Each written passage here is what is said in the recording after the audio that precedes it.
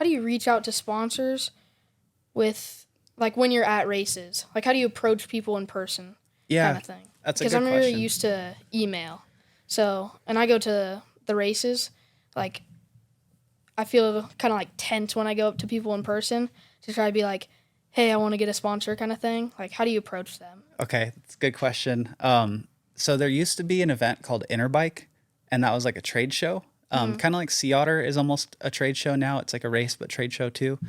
What I would always do is I would have like a little packet, or even you could even just have like a digital packet, like a PDF of here's what I want to do, here's who I am, here's like some photos of me over the last year, and just say, hey, can I get a business card from you?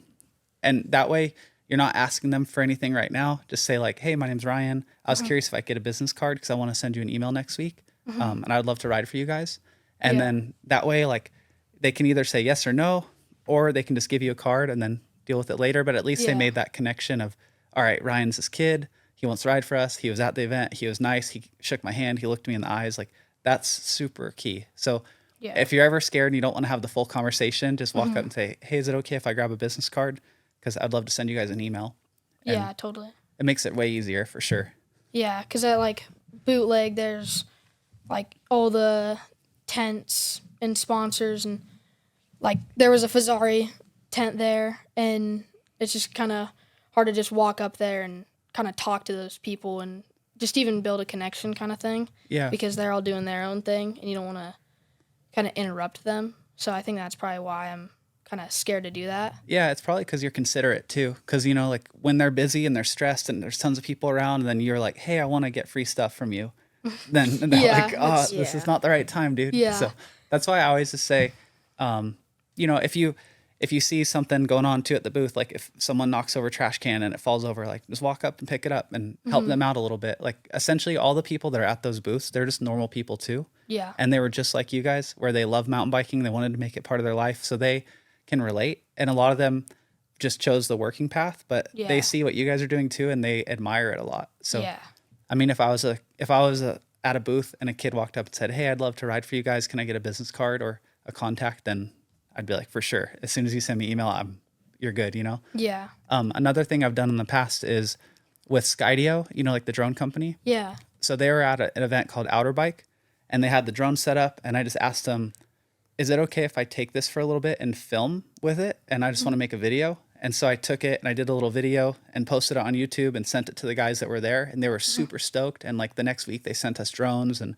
got us all hooked up. And they're like, this is so rad. Cause we kind of did it without really asking for anything from them. And that's really rare, where it's not like, hey, I want you to give me a drone and I want you to do this. I want you to do this. It's like, hey, I want to make a video for you guys and just build a relationship. And then they saw that as like, oh, that's really cool. It's helped them out. And so they've done a lot of cool things with us the last few years.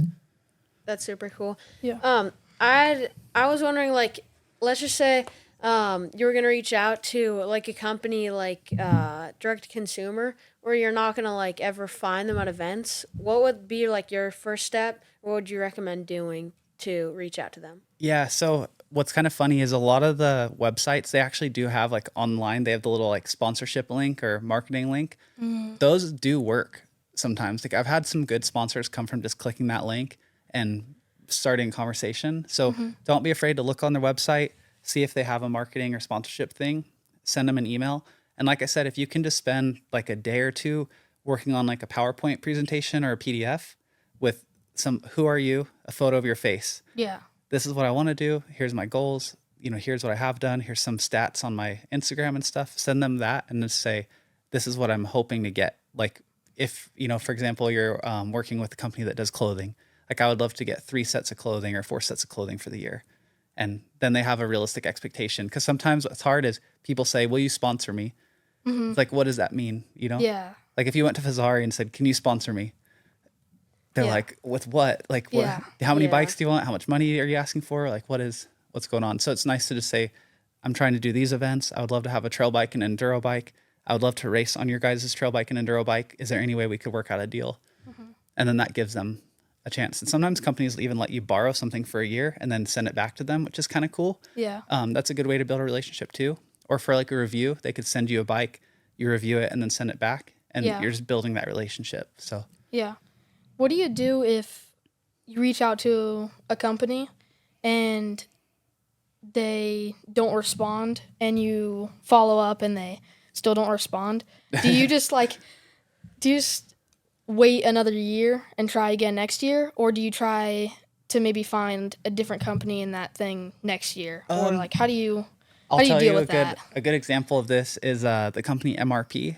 Yeah. So when I was really young, didn't have a lot of attention yet. That when I kind of like went through the bike shop vendor list and called everyone, I got an email for MRP, and I just kept sending them an email once a week. And eventually they responded and said, all right, fine. Like, here's 2 guides. Just stop emailing me, please. So it's kind of one of those things where like, yeah, you don't want to burn a bridge by just every day, like sending it. But if you follow up like every week or 2 and just say, hey, I just would love to hear from you, please, like a yes or no would be great, because then I could make a decision.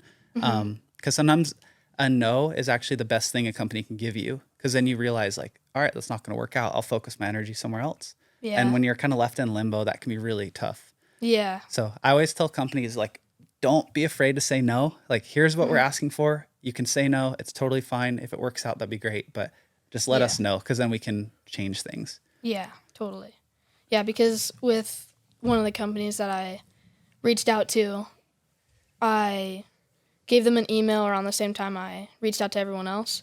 And then they didn't respond for months. And I finally did a follow-up, and then they still haven't talked back or like responded. So I was just like, okay, what do I do now? Do I just wait for them to respond, or just Are you sending it to a person or to like a generic link?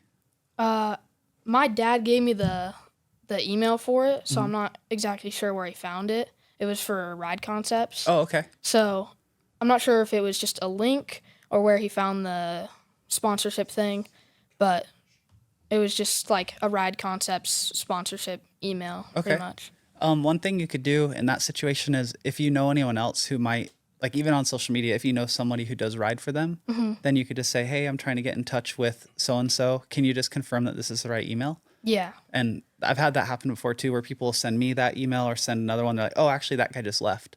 Here's who you should talk to now. Because, yeah, that even happened to us recently with a sponsor we've been working with for a long time, with PNW Components. Oh, yeah. They had the lady that we were dealing with, she left, and then there wasn't like a good changeover of like, this lady just left. And so we kind of got left in limbo for a bit. And finally I just talked to the owner and was like, hey, is everything okay? They're like, oh yeah, shoot, sorry, we totally missed the boat on that. Like, we're good. But things like that happen sometimes, you know?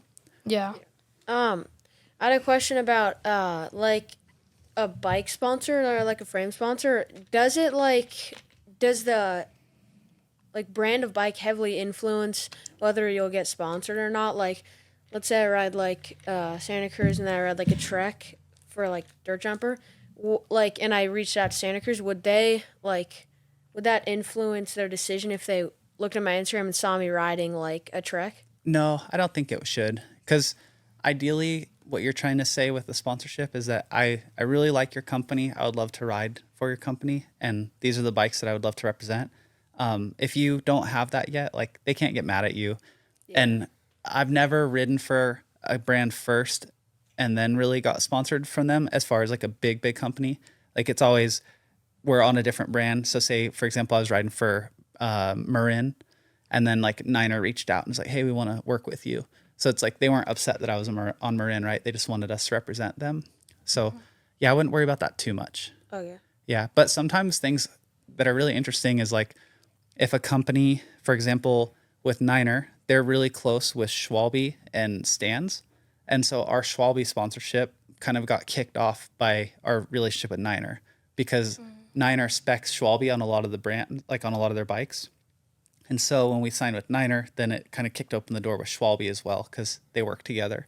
And I know there's some other companies like that, like Pivot and Maxxis, they're really tight. So that was one thing. Like when we rode for SR Sun Tour and with Shimano, we were I was the first ever athlete to ride for Shimano that wasn't riding on Fox in North America, because Shimano and Fox worked really close together. And then with SR Sun Tour, I was like the weird one on the side that, like, I was the first one that wasn't Fox. So that was kind of interesting too. I didn't really ever think of that dynamic before, but brands definitely do partner together a bit. Okay. And then like what has most of your sponsorships grown off of? Did you reach out to them or did they reach out to you? I would say 90% of it is me reaching out to them. Okay. Yeah, it's very, very, very rare for a company to just reach out and say, hey, we want to sponsor you. Yeah. Usually if they do though, those are like really great sponsors to have because someone high up in the company likes what you're doing. Because they get basically someone at the top or an owner, somebody says, hey, we want this kid, go get him. And those are great sponsors to have if it does happen. But most of the time it's like you start really small and then work your way up, and kind of like what you're doing with Deity, I'm sure. You get in and then like the other day you're out there riding in front of their warehouse, you know, jumping on the ninja ramp. Like Yeah.